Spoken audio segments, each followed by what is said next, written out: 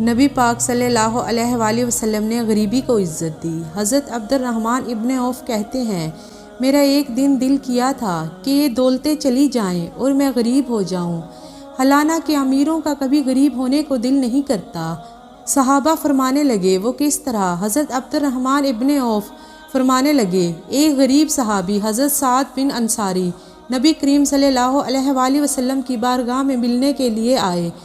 انہوں نے جب نبی پاک کے سامنے ملانے کے لیے ہاتھ کیا اور پھر ہاتھ پیچھے کرنے لگے، پر نبی پاک نے ان کا ہاتھ تھام لیا۔ نبی کریم نے اپنے دست مبارک سے ان کا ہاتھ پکڑ لیا۔ صحابی خاموش ہو گئے۔ حضور پاک نے ان کا ہاتھ کھولا، فرمانے لگے، یہ کیا ہے؟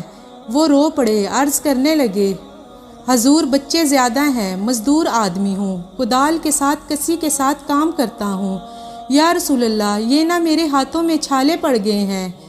حضرت عبد الرحمن ابن عوف کہتے ہیں، کائنات دھرتی نے وہ نظارہ دیکھا کہ جس رسول کے قدم چومنے کے لیے جبرائیل جھکے، اس محبوب نے ہر مزدور کا ہاتھ چومنا شروع کر دیا۔